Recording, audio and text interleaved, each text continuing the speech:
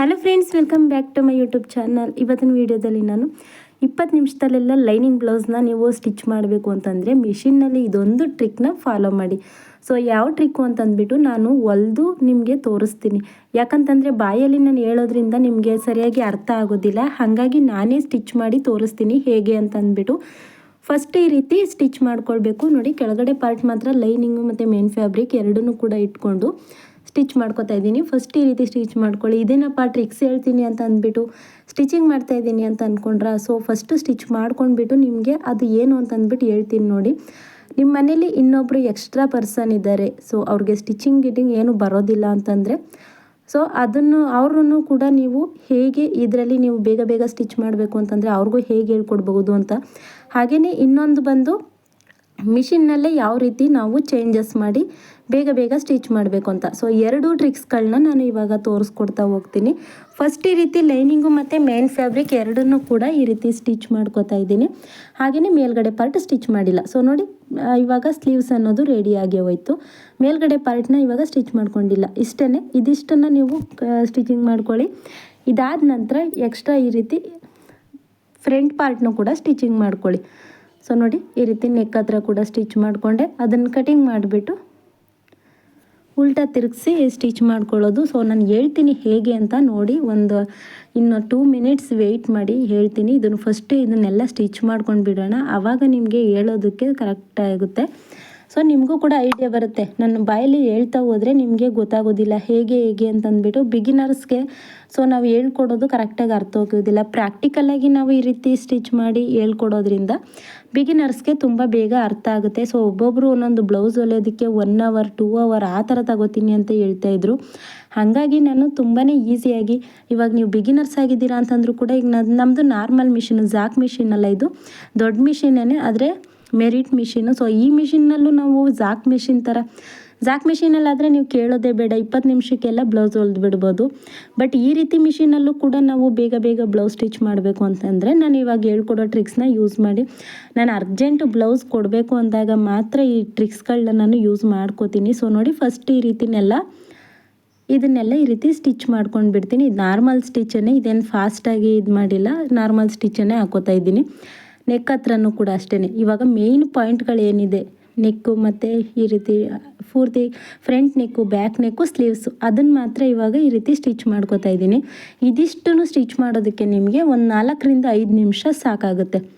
ಇವಾಗ ನೀವು ನಾರ್ಮಲಾಗಿ ಸ್ಟಿಚ್ ಮಾಡ್ತೀರಾ ಅಂತಂದರೂ 4 ರಿಂದ 5 ನಿಮಿಷದಲ್ಲಿ ಇದಿಷ್ಟನ್ನು ಕೂಡ ಸ್ಟಿಚಿಂಗ್ ಮಾಡ್ಕೋಬೋದು ಅಲ್ವಾ. ಇವಾಗ ನಾವು ಈ ಟ್ರಿಕ್ಸ್ಗಳನ್ನೆಲ್ಲನೂ ಅರ್ಜೆಂಟ್ ಬ್ಲೌಸಲ್ಲಿ ಮಾಡ್ತೀನಿ, ಅದಕ್ಕೋಸ್ಕರ ನಿಮಗೂ ಕೂಡ ಹೇಳ್ಕೊಡ್ಬೇಕು ಅಂತ ಅಂದ್ಕೊಂಡಿದ್ದೀನಿ. ಸೊ ಇದು ಕೆಳಗಡೆ ಪಾರ್ಟ್ ಸ್ಟಿಚ್ ಮಾಡಿದ್ರೆ ಆಯಿತು. ಇವಾಗ ಆ ಟ್ರಿಕ್ಸ್ ಏನು ಅಂತ ಅಂದ್ಬಿಟ್ಟು ನಾನು ಹೇಳ್ತೀನಿ. ಇದನ್ನು ಕೂಡ ಸ್ಟಿಚ್ ಮಾಡ್ಕೊಂಡು ಇವಾಗ ನೆಕ್ ಹತ್ರ ಕೂಡ ಸ್ಟಿಚ್ ಮಾಡ್ಕೊತಾ ಇದ್ದೀನಿ. ಇದಾದ ನಂತರ ಕೆಳಗಡೆ ಬೆನ್ನಿನ ಹತ್ರನೂ ಕೂಡ ಒಂದು ಸ್ಟಿಚ್ ಹಾಕೋಬೇಕು. ನೋಡಿ, ಇಲ್ಲಿ ನಾವು ಇನ್ವಿಸಿಬಲ್ ಆಗಿ ನಮಗೆ ಮೇಲ್ಗಡೆ ಹೊಲಿಗೆ ಕಾಣಿಸ್ಬಾರ್ದು ಅಂತಂದರೂ ಕೂಡ ಆ ರೀತಿ ಕೂಡ ಸ್ಟಿಚಿಂಗ್ ಆಡ್ಕೋಬೋದು. ಸೊ ಬ್ಲೌಸ್ ಪೂರ್ತಿ ಒಂದು ಹೊಲಿಗೆನೂ ಕಾಣಲೇಬಾರ್ದು ಅನ್ನೋ ರೀತಿ ಕೂಡ ಸ್ಟಿಚ್ ಮಾಡ್ಬೋದು. ಬುಟಿಕ್ ಸ್ಟೈಲ್ಗಳಲ್ಲಿ ಮಾಡ್ತಾರಲ್ವ, ಆ ರೀತಿ ಕೂಡ ಸ್ಟಿಚ್ ಮಾಡ್ಬೋದು. ಬೇಕು ಅಂದರೆ ಕಮೆಂಟ್ ಮಾಡಿ, ನಾನು ಬೇಕಾದ್ರೆ ಅದನ್ನು ತೋರಿಸ್ತೀನಿ. ಇವಾಗ ನೋಡಿ ಆ ಟ್ರಿಕ್ಸು ನೋಡಿ, ಈ ರೀತಿ ಟೆನ್ಷನ್ ಇರುತ್ತೆ.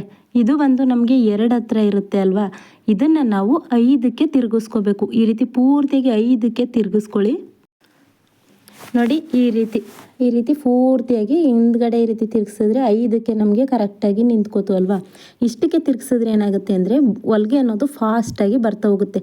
ಅಂದರೆ ದೊಡ್ಡ ಹೊಲಿಗೆ ಬರುತ್ತೆ ಅಲ್ವಾ, ಅವಾಗ ಏನಾಗುತ್ತೆ, ಹೊಲಿಗೆ ಅನ್ನೋದು ತುಂಬಾ ಫಾಸ್ಟ್ ಆಗುತ್ತೆ.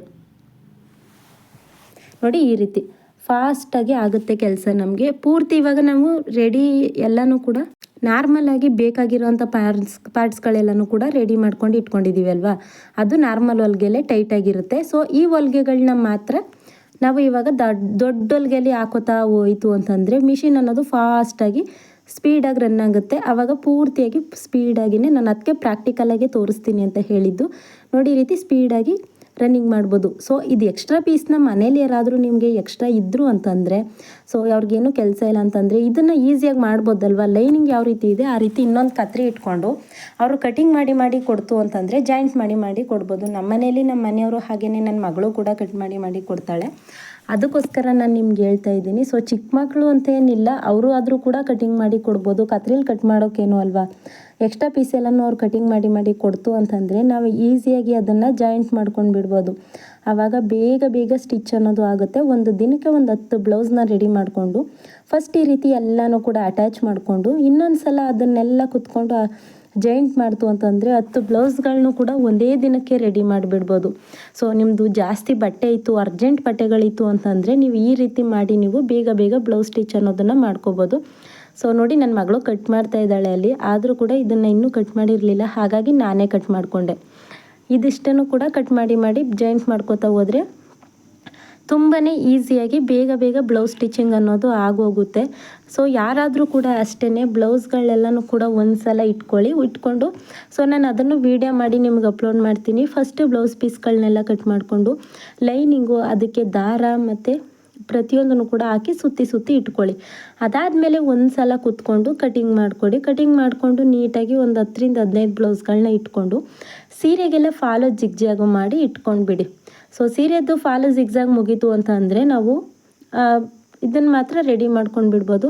ಸೊ ನೀವು ಫಾಲ್ ಹಾಕೋದಕ್ಕೆ ಅಂತಂದ್ಬಿಟ್ಟು ದಾರ ಸುತ್ತಬಿಟ್ಟು ಹಾಕಿರ್ತೀರಲ್ವ, ಆ ಟೈಮ್ನಲ್ಲೇ ನೀವು ಬ್ಲೌಸ್ ಕಟಿಂಗ್ ಕೂಡ ಆಗಿರುತ್ತಲ್ಲ ಅದನ್ನು ಅಟ್ಯಾಚ್ ಮಾಡಿ ಇಟ್ಕೊಂಡು ಬಿಡಬೇಕು. ನೋಡಿ, ಇವಾಗ ನಾನು ಇದಿಷ್ಟನ್ನು ಅಟ್ಯಾಚ್ ಮಾಡಿದೆ ಅಲ್ವಾ. ಸೊ ಈ ರೀತಿ ಬೆಲ್ಟ್ ಪಟ್ಟಿನೂ ಸೇರಿಸೋದು ಬೇಡ. ಬೆಲ್ಟ್ ಪಟ್ಟಿ, ಫ್ರಂಟು, ಬ್ಯಾಕು ಮತ್ತು ಸ್ಲೀವ್ಸು ಅದನ್ನು ಅಟ್ಯಾಚ್ ಮಾಡಿ ಇಟ್ಕೊಂಡ್ಬಿಡಿ. ಅಷ್ಟೇ ಅಟ್ಯಾಚ್ ಮಾಡಿ ಇಟ್ಕೊಂಡು ಇನ್ನೊಂದು ಸಲ ದಾರ ಯಾರಪ್ಪ ಮತ್ತೆ ಚೇಂಜ್ ಮಾಡೋರು ಅಂತ ಅಂದ್ಕೊಂಡ್ಬೇಡಿ. ಒಂದು 2 ಮಿನಿಟ್ಸಲ್ಲಿ ದಾರ ಚೇಂಜ್ ಮಾಡೋದ್ರಿಂದ ಏನೂ ಪ್ರಾಬ್ಲಮ್ ಆಗೋದಿಲ್ಲ. ಸೊ ಇದಿಷ್ಟು ಜಾಯಿಂಟ್ ಮಾಡಿ ಇಟ್ಕೊಳ್ಳೋದಕ್ಕೆ 5ರಿಂದ 10 ನಿಮಿಷ, ಬಿಗಿನರ್ಸ್ ಆಗಿದ್ದರೆ ಒಂದು 10 ನಿಮಿಷ ಸಾಕಾಗುತ್ತೆ. 10 ನಿಮಿಷದಲ್ಲಿ ಜಾಯಿಂಟ್ ಮಾಡಿ ಇಟ್ಕೋತು ಅಂತಂದರೆ ನೀವು ಬೇಗ ಪ್ರತಿಯೊಂದನ್ನು ಕೂಡ ಜಾಯಿಂಟ್ ಮಾಡಿ ಒಂದು ಬೆಳಿಗ್ಗೆಯಿಂದ ಮಧ್ಯಾಹ್ನದವರೆಗೂ ಕೂಡ ಜಾಯಿಂಟ್ ಮಾಡ್ಕೊಳ್ಳಿ. ಮಧ್ಯಾಹ್ನದಿಂದ ಸಂಜೆವರೆಗೂ ಅದನ್ನು ಅಟ್ಯಾಚ್ ಮಾಡಿಬಿಡಿ. ಡಿಸೈನ್ ಇತ್ತು ಅಂತಂದರೆ ಅದನ್ನು ಇನ್ನೊಂದು ದಿನ ಇಟ್ಕೊಳ್ಳಿ. ಡಿಸೈನ್ ಇಲ್ಲದೇ ಇರೋದನ್ನೆಲ್ಲ ಫಸ್ಟ್ ಇಟ್ಕೊಂಡ್ಬಿಡಿ. ಡಿಸೈನ್ ಇತ್ತು ಅಂತಂದರೆ ಬ್ಯಾಕ್ ಪಾರ್ಟ್ ಒಂದನ್ನು ಕಟ್ ಮಾಡ್ಕೊಳ್ಬೇಡಿ, ಫ್ರಂಟನ್ನೆಲ್ಲನೂ ಕಟ್ ಮಾಡಿಕೊಂಡು ಅಟ್ಯಾಚ್ ಮಾಡಿ ಇಟ್ಕೊಂಡ್ಬಿಡಿ. ಇಲ್ಲ ಅಂತಂದರೆ ನಿಮ್ಗೆ ಇನ್ನೂ ಟೈಮ್ ಇತ್ತು ಅಂದರೆ ಡಿಸೈನ್ ಕೂಡ ಮಾಡಿ ಇಟ್ಕೊಂಡ್ಬಿಡಿ. ಒಂದು ಸಲ ಸ್ಲೀವ್ಸ್ ಸೇರಿಸಿ ಸೊ ಸೈಡ್ ಸೇರಿಸ್ಕೊತು ಅಂತಂದರೆ ನಿಮಗೆ ಎಲ್ಲ ಕೂಡ ಒಂದೇ ಸಲ ರೆಡಿ ಆಗುತ್ತೆ. ಸೊ ಬ್ಲೌಸ್ ಫಾಲ್ ಹಾಕೋದಕ್ಕೆ ಅಂತ ದಾರ ಇಟ್ಕೊಂಡಿರ್ತೀರಲ್ವ, ಫಾಲ್ ಹಾಕ್ಬಿಟ್ಟು ಅದೇ ದಾರದಲ್ಲಿ ಜಾಯಿಂಟ್ ಮಾಡಿ ಇಟ್ಕೊಂಡ್ಬಿಡಿ. ಅವಾಗ ಏನಾಗುತ್ತೆ ಅಂತಂದರೆ ನಿಮಗೆ ಜಾಯಿಂಟ್ ಮಾಡಿ ಇಟ್ಕೊಂಡಿರೋದಲ್ವ, ಸೇರಿಸ್ಬಿಡ್ಬೋದಲ್ಲ ಅನ್ನೋ ಥರ ಬೇಗ ನಾನು ಜಾಸ್ತಿ ಬ್ಲೌಸ್ ಇತ್ತು ಅಂತಂದರೆ ಯಾವಾಗಲೂ ಕೂಡ ಇದೇ ಟ್ರಿಕ್ಸ್ನ ಯೂಸ್ ಮಾಡ್ತೀನಿ. ಸೊ ಅದಕ್ಕೋಸ್ಕರ ನಾನು ನಿಮಗೂ ಹೇಳ್ಕೊಡ್ತಾ ಇದ್ದೀನಿ. ಒಂದೇ ಬ್ಲೌಸ್ 2 ಬ್ಲೌಸು ಒಂದು ದಿನಕ್ಕೆ ಸ್ಟಿಚ್ ಮಾಡ್ಬೋದು, ಆಗೋದಿಲ್ಲ ಸ್ಟಿಚ್ ಮಾಡೋದಕ್ಕೆ ಅಂತ ಅನ್ನೋರು ಈ ಮೆಥಡ್ನ ಯೂಸ್ ಮಾಡ್ಬೋದು. ನೋಡಿ, ನನ್ನ ಮಗಳೆಲ್ಲನೂ ಕೂಡ ಕಟಿಂಗ್ ಮಾಡಿ ಇಟ್ಟಿದ್ದಾಳೆ. ನಾನು ಅದನ್ನು ಅಟ್ಯಾಚ್ ಮಾಡಿಕೊಂಡು ಇವಾಗ ರೆಡಿ ಮಾಡ್ಕೋತಾ ಇದ್ದೀನಿ. ತುಂಬಾ ಈಸಿಯಾಗಿ ನೀವು ಕೂಡ ಬೇಗ ಸ್ಟಿಚ್ ಮಾಡ್ಕೋಬೋದು. ಸೊ ದಿನ ಅದೇ ಕೆಲಸ ಮಾಡಿಕೊಂಡು ಡೈಲಿ 1-2 ಬ್ಲೌಸ್ ಸ್ಟಿಚ್ ಮಾಡಿಕೊಂಡು ಆ ಥರ ಮಾಡ್ತು ಅಂತಂದರೆ ನಿಮಗೆ ಹಣ ಕೂಡ ಸಂಪಾದನೆ ಮಾಡೋದಕ್ಕಾಗೋದಿಲ್ಲ.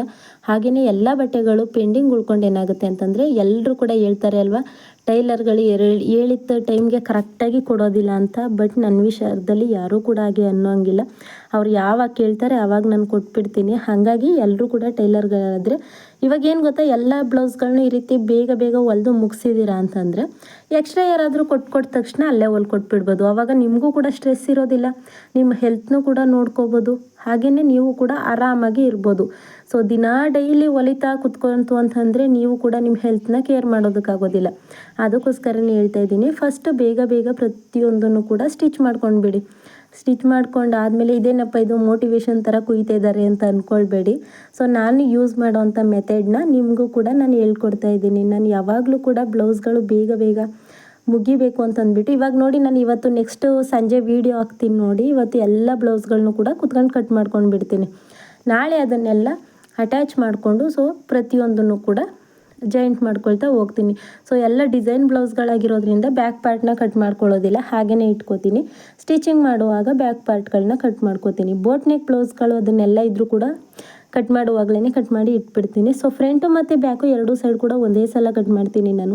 ಅದನ್ನು ನಾನು ನನ್ನ ಚಾನಲ್ನಲ್ಲಿ ವೀಡಿಯೋನ ಹಾಕಿದ್ದೀನಿ, ಬೇಕು ಅಂತಂದರೆ ನೀವು ಕೂಡ ವಾಚ್ ಮಾಡ್ಬೋದು. ಸೊ ಈ ರೀತಿ ನೀವು ಸ್ಟಿಚ್ ಮಾಡ್ಕೊಳ್ತಾ ಹೋಯ್ತು ಅಂತಂದರೆ ಬೇಗ ಹಣ ಸಂಪಾದನೆ ಮಾಡ್ಬೋದು, ಹಾಗೆಯೇ ಟೈಮ್ ಕೂಡ ಸೇವ್ ಆಗುತ್ತೆ, ಹಾಗೆಯೇ ಬಟ್ಟೆಗಳು ಕೂಡ ಜಾಸ್ತಿ ಬರ್ತಾ ಹೋಗುತ್ತೆ. ಸೊ ಇದಿಷ್ಟು ಇವತ್ತಿನ ವೀಡಿಯೋ ಆಗಿತ್ತು. ವೀಡಿಯೋ ಹೆಲ್ಪ್ ಆಯಿತು ಅಂತಂದರೆ ಲೈಕ್ ಮಾಡೋದನ್ನು ಮರಿಬೇಡಿ.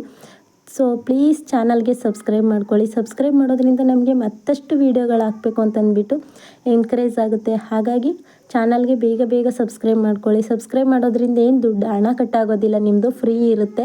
ಹಾಗಾಗಿ ಬೇಗ ಬೇಗ ಸಬ್ಸ್ಕ್ರೈಬ್ ಮಾಡ್ಕೊಳ್ಳಿ. ಸೊ ವಿಡಿಯೋ ಇಷ್ಟ ಆಯಿತು ಅಂತಂದರೆ ಲೈಕ್ ಮಾಡೋದನ್ನು ಮರಿಬೇಡಿ. ಇದರಲ್ಲಿ ಏನೇ ಡೌಟ್ಸ್ ಇದ್ದರೂ ಕೂಡ ನನಗೆ ಕಮೆಂಟ್ ಮಾಡಿ ತಿಳಿಸಿ, ನಾನು ವಿಡಿಯೋ ಮಾಡಿ ಅಪ್ಲೋಡ್ ಮಾಡ್ತೀನಿ. ಸೊ 45 ಸೈಜ್ದು ಬ್ಲೌಸ್ ಕೇಳಿದ್ದೀರಾ ಸಿಸ್ಟರ್. ಸೊ ನಾನು ನಾಳೆ ವಿಡಿಯೋನ ಅಪ್ಲೋಡ್ ಮಾಡ್ತೀನಿ. ಇವತ್ತು ಸ್ವಲ್ಪ ಬಟ್ಟೆ ಕಟ್ಟಿಂಗ್ ಇದೆ ಹಾಗಾಗಿ. So thank you so much.